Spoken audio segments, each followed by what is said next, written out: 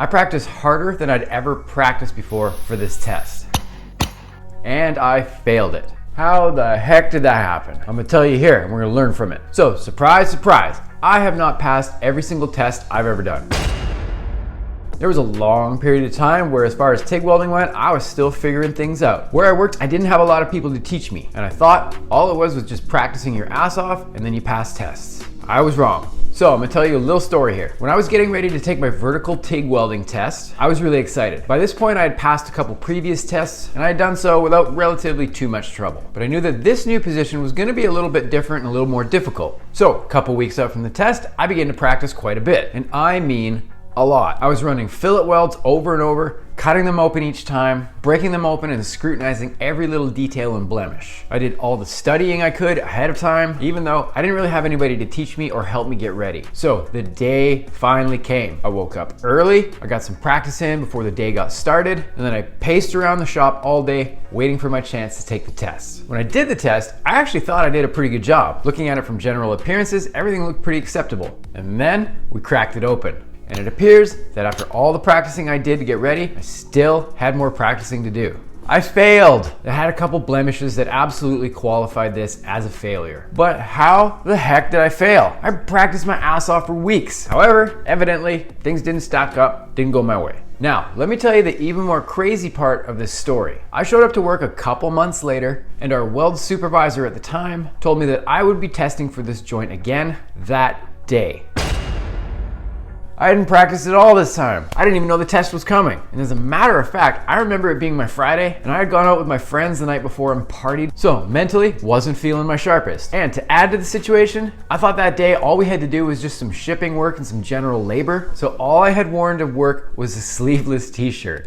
I didn't even have my welding gear. I thought, what the heck? Let's borrow someone else's helmet and gloves and we'll give it a try. Nobody had a shirt they would lend me. Weird. And do you know what happened when I took the test? I killed that test. I passed it right away. And arguably, this time looked even better than the time I practiced a bunch for it. How is this possible? I didn't even have proper welding gear, which, by the way, don't do that. The sunburn was absolutely not worth it. After welding for many more years and taking dozens of extra tests, and even going back to school for my welding supervisor certificate, I feel like finally I kind of understand what happened. Now recently I've actually read a couple articles on how to get ready for a testing day. A lot of these articles say to buckle down, get everything straight, get super serious. Now, while I'm not saying there isn't any value in that, because there absolutely is, but it forgets one of the most major things that I try and teach my students when they're approaching a test day. And that basically is the fact that they've done this a bunch of times already and they are fully capable of giving this a shot. Now again, I understand that this is subjective. I myself am a person who used to get very stressed out around testing times. I would always get myself in a huge frenzy inside my own head before I even put my gloves on to do the test. So what have I learned in my years since? The biggest piece of advice I can give somebody when they're getting ready to do a test is we're gonna treat this day just like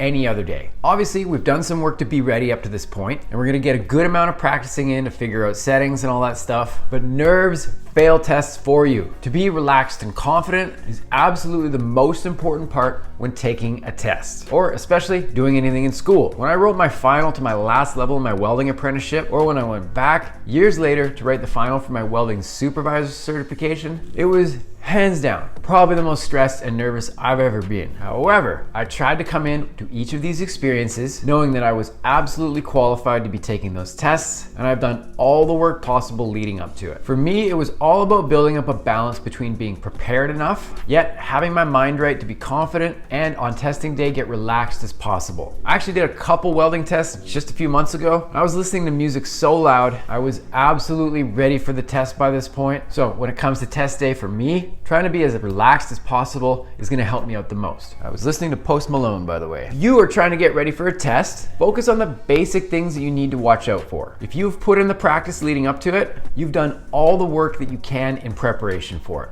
At this point, the rest will just be staying on track, not thinking about things too much, getting stressed out. These types of things are not gonna help you keep focused during your test. Well, as if you're practicing by yourself. Remove all the pressure you can. Take deep breaths. Relax yourself before you even start. Stand or sit with proper posture. In doing all of this stuff, you will be able to focus on what you're supposed to focus on so you can do that work and get that ticket. Now, with the vertical test, doing that configuration actually turned out to be not that hard. Certainly, it wasn't the easiest thing I've ever done, but But by removing pressure, I'd put in a ton of work by that point. So when I was welding, aside from getting sunburned, all I was doing was watching for proper penetration, as well as making sure that the pass didn't get too wide or fill it up too much with too much filler material. Those were basically the only things I had to keep an eye on at that point, because up to that point, I had done the work. Combined with a chill attitude, having some fun that day, anybody who approaches things that way, you're probably gonna get it done. Let me know if there's any weld demonstrations I can help you out with. Let me know in the comments below, and go do a random act of kindness for a stranger today. Spread some positivity for Pacific Arc TIG Welding. My name is Dusty, feel and chill. We will talk soon. Peace.